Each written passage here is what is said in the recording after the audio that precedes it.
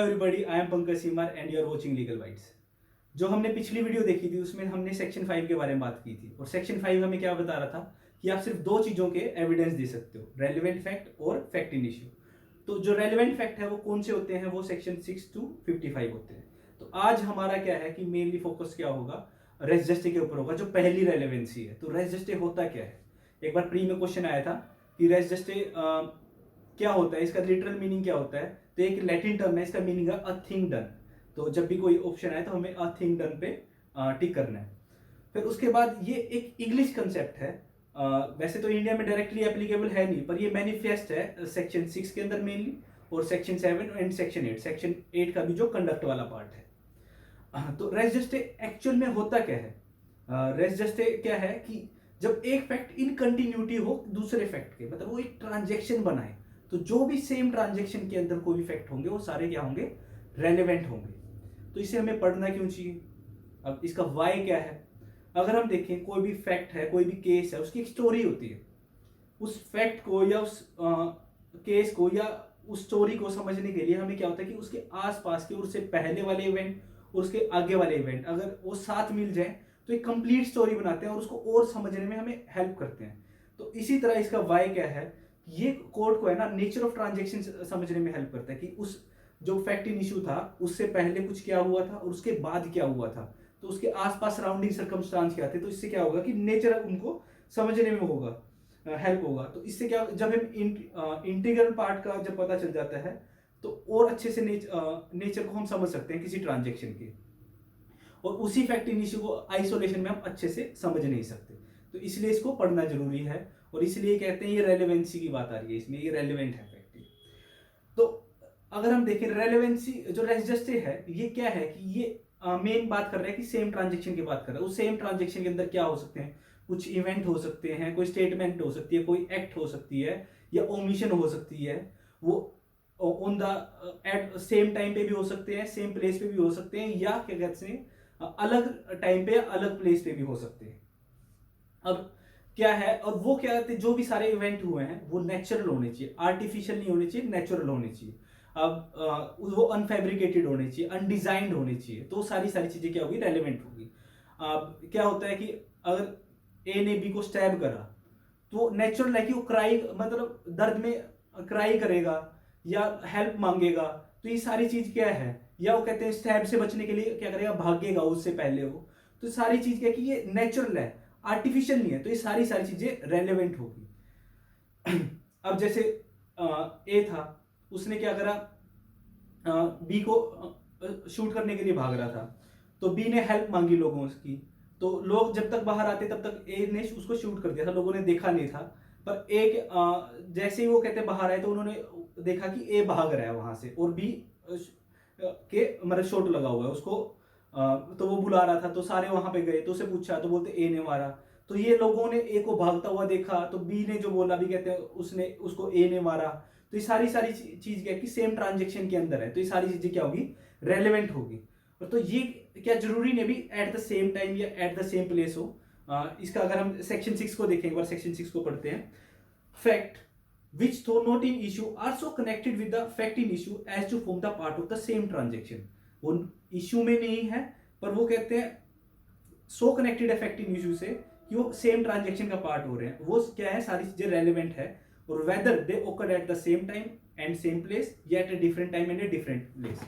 तो same time को तो पता है कि सेम ट्रांजेक्शन हो रही है, पर डिफरेंट टाइम का क्या होगा कि फॉर एग्जाम्पल क्रूएलिटी। तो क्रूएलिटी में क्या होता है कि आज हस्बैंड ने उसको कहते हैं क्रूएलिटी करी वाइफ के ऊपर, फिर वो अपने घर गई तो फोन पे कर रहा है, या फिर कहते हैं फिर वो दोबारा आई फेर कर रहा है। तो मतलब क्या है कि वो ट्रांजेक्शन रुकी नहीं, वो चलती रही, पर यहाँ पे टाइम अलग था, प्लेस अलग थी, सब कुछ अलग था, स्टिल वो सारी चीजें क्या होगी, रेलेवेंट होगी इसके।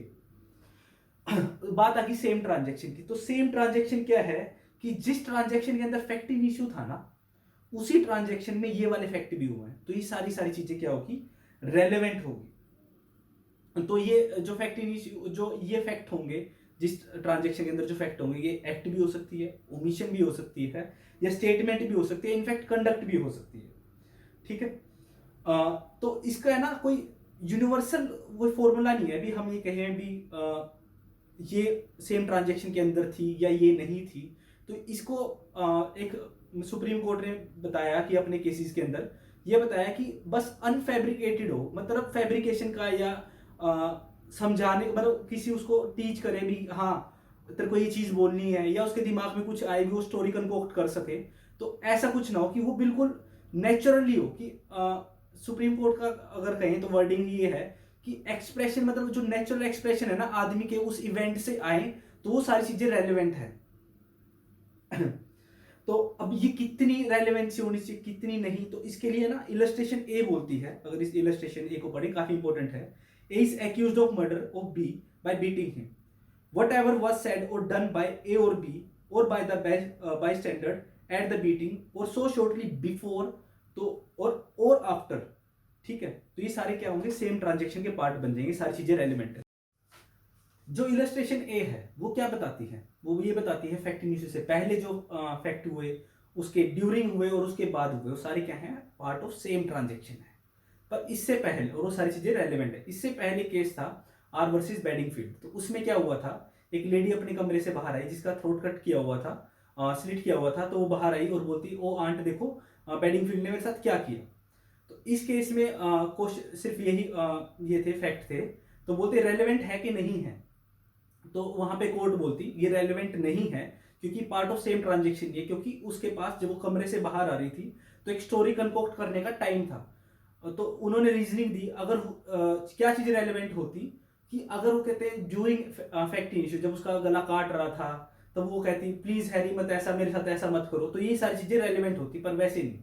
फिर बात उठी, कहते डाइंग डिक्लेरेशन तो हो सकती है वो, तो फिर बोलते डाइंग डिक्लेरेशन भी नहीं है, क्योंकि इंडिया में जो कंसेप्ट है डाइंग डिक्लेरेशन का और इंग्लैंड में थोड़ा सा डिफरेंस है। इंडिया में एक्सपेक्टेंसी ऑफ डेथ नहीं होनी चाहिए, मतलब जरूरी नहीं है, पर वहां पे होनी ही होनी चाहिए। तो वहां पे बोलते इसको एक्सपेक्टेंसी ऑफ डेथ नहीं थी, तो इसलिए कहते हैं एज ए डाइंग डिक्लेरेशन भी रेलिवेंट नहीं है। तो उसके बाद एक केस आया आर वर्सेस फोस्टर। इस केस में क्या था, इस केस में एक पर्सन था उसने देखा एक ओवर स्पीडिंग व्हीकल जा रहा है वहां से, तो थोड़ी देर बाद उसने एक एक्सीडेंट की आवाज सुनी और विक्टिम की क्राई सुनी, तो वहां भागा भागा गया। तो विक्टिम ने बताया कि मेरी नेचर, उसका भी एक्सीडेंट कैसे हुआ और किस व्हीकल ने, उसने सब नेचर ऑफ इंजरी सब बता दिया, उसने नेचर ऑफ ट्रांजेक्शन भी बता दिया उसने। तो फिर बाद में इशू उठा भी, कहते हैं चीज रेलिवेंट है कि नहीं है। तो सुप्रीम कोर्ट ने उसको जो कोर्ट थी उन्होंने क्या बोला, इसको रेलिवेंट मान लिया।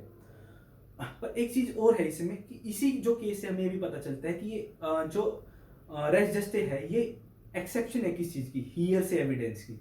हियर से एविडेंस जो रूल है उसकी एक्सेप्शन है। वैसे हियर से एविडेंस अलाउड नहीं है बेस्ट एविडेंस रूल के हिसाब से, पर यहाँ पे अगर इस केस में हम देखें कि उसने बताया, उस विक्टिम ने बताया कि ये हुआ उसके साथ, और फिर कहते जो विटनेस है फिर कहते कोर्ट में बताया, तो ये है तो हियर से। पर क्या बात है कि आर्टिफिशियल नहीं है ये नेचुरल है ये। तो जब वो नेचुरल होने के कारण है ना, तो उसमें कहते हैं स्टोरी बनाने का टाइम था ही नहीं, तो ये पार्ट ऑफ सेम ट्रांजेक्शन होने के कारण ही रेलिवेंट है यहाँ पे।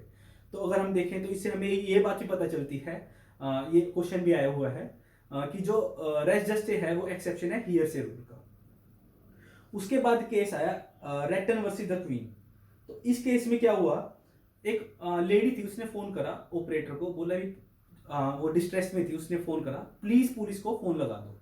तो उसने एड्रेस पूछा ऑपरेटर ने, और तब तक वो पुलिस को कनेक्ट करने लगा, तो उससे पहले उसने फोन काट दिया। 5 मिनट में उसके एड्रेस पे पुलिस आई, तो पुलिस ने देखा उस लेडी की डेड बॉडी थी। तो उसके पति से पूछा, तो बोलते तो गन साफ करते करते गलती से एक्सीडेंट हो गया।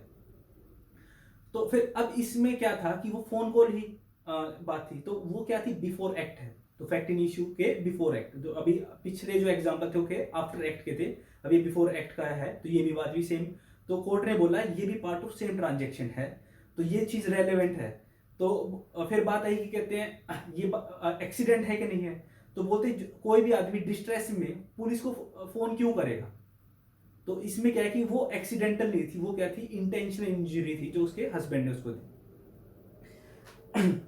तो उसके बाद एक केस है R Malkhani versus state of Maharashtra. इसमें बात हुई है जो कंटेम्परेरी टेप रिकॉर्डिंग होती है, ये कहाँ पे रेलिवेंट होती है। तो ये कहाँ पे होती है, रेस जस्टे का ही पार्ट है, और ये रेलिवेंट किस चीज में है, सेक्शन 8 में भी रेलिवेंट है। Thank you. अभी क्या है, ये पूरी वीडियो तो खत्म होगी, आप प्लीज जो अभी क्वेश्चन स्क्रीन पे फ्लैश होंगे इनको जरूर देखिए और इनको सोल्व करने की कोशिश करिए इस वीडियो के through. Thank you for watching, please do like and subscribe, thank you.